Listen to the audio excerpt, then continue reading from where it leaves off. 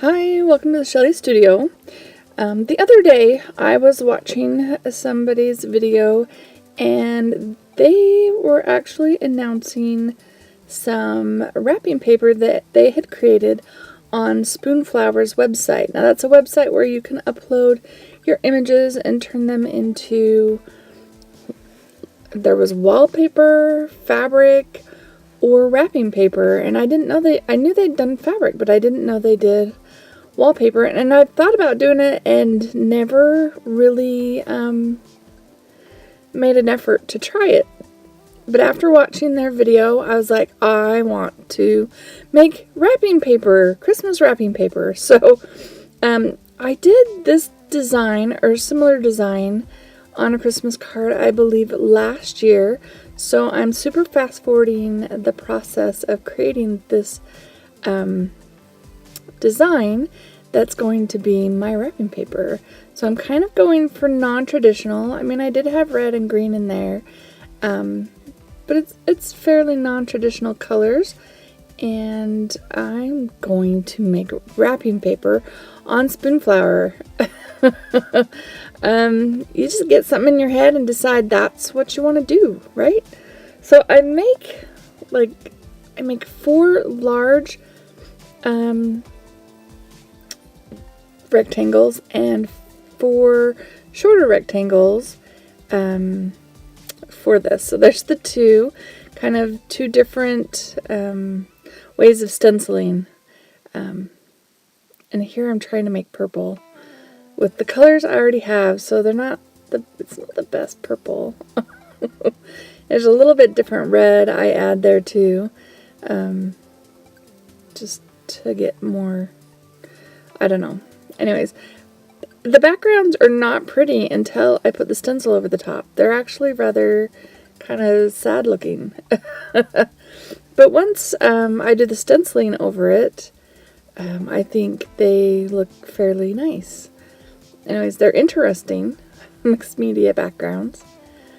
And hopefully when I put all these different images together, they will go together well. Since I'm using all the same colors, a little bit different mixes. You can see here I've not got any green on these ones. Oh, there we go. I decided we had to have the green. Yep, putting it in there. There we go. Okay. So, Spoonflower, really cool site. I did upload these, edit them. I did it on my iPad because I have a Photoshop software on my iPad that I could collage them all together and then upload them. And I ordered the fabric swatch. I will show you them at the end. And I ordered wrapping paper. First, I taped these down, and so they have this nice white border when I peel the tape off, and I really liked that white border. So when I first did it, and you'll see the samples that I ordered have the white border. It doesn't look that good on the wrapping paper and stuff, so I re-edited and cropped out all the white borders so they just butt up against each other, and uploaded them. So they are out there on Spoonflower if you're interested in taking a look there to see, if you're interested anyway. But it was just a fun thing to do, and I'm going to use the wrapping paper I ordered, even though it has the white border on it, and wrap Christmas presents with it this year. Why not? Have your own, you could do this and have your own personally designed wrapping paper. But it's pricey. Let's put it that way. So these are the smaller ones. So the whole stencil doesn't quite fit this direction. So what I'm doing here is I'm putting the paint in there, and I'm kind of rubbing it so that the paint piles up on the edges of the stencil, just for kind of different effect. I saw somebody do it. They didn't do it with words, they did it with images, and it was really cool. It would probably look better with a bigger opening, stencil opening, but yeah, just thought I'd do it for fun. Oh, yeah, and I've got more to paint. I think we're almost done though. This is the last two. And like I said, I super sped this up. If you want to zip over to the end to see what the end result looks like, you can do that. But if you want to watch the process, I don't even know how many times fast this is. It's like double, and then that's doubled, and then that's doubled. What does that make it?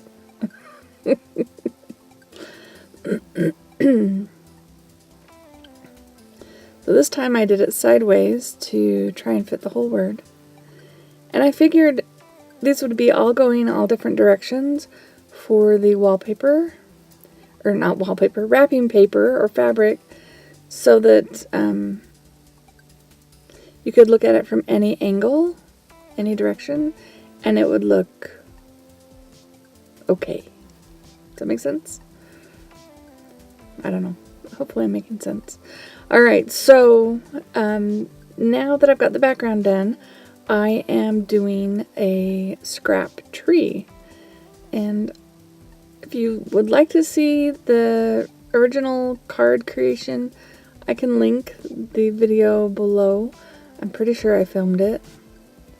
I would have just used those, but I never photographed them or copied them because they didn't focus well. I don't know if it's because of all the pattern and stuff. So when I didn't this time, I rescanned over and over again until the scanner focused it. Because I wanted them sharp. I don't like fuzzy images. So anyway, long process of doing this, and I do, see, this will do 3 trees, and then I do another sheet for the other, the 4 small trees and 1 large tree for the backgrounds. And I am just using scrap paper that I have, picked random colors, tried to make sure there's purple in there. I don't know why. I wanted purple.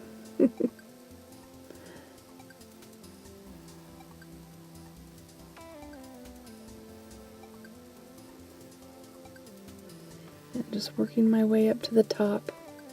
I kind of drew the tree shapes on there, the size they needed to be, so that I knew where I could end. I didn't have to do the whole sheet, just right where it needed to be.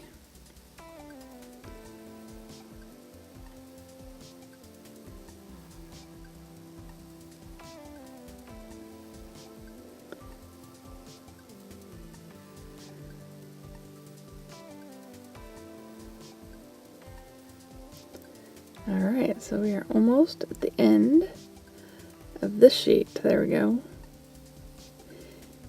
And then, oh yeah, I forgot. I decided I wanted to stamp something on there. I don't know. I don't think you can really tell in the end. Have to go back and look at them. Alright.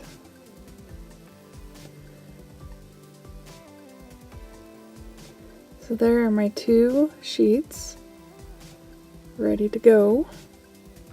And then I'm just going to tear out the triangle shape for the trees. It was a little, still a little soft, so I hit it with the heat gun to try and dry it. I was so excited to create this. I didn't want to wait.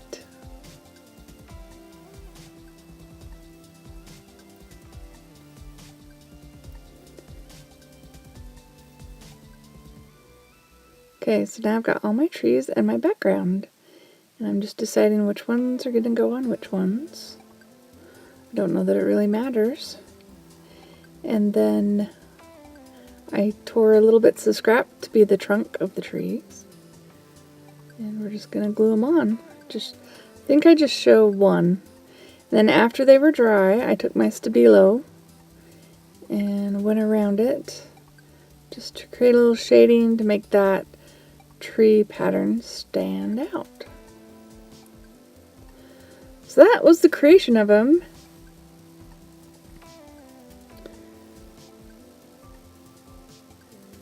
Alright, so now I'm going to flip through them so you can see them all. And they're all unique. And they look similar, but they're all different.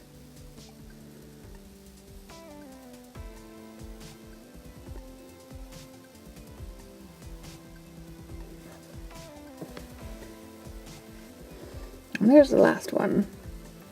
Okay, so like I said, I scanned all those, and when you do spin flour, you have to, before you can sell it, you have to do a sample. So that is the fabric sample. So you can see the white borders. It doesn't have white borders now. I've changed it, so there's no white borders. And you can only see 2 of the trees.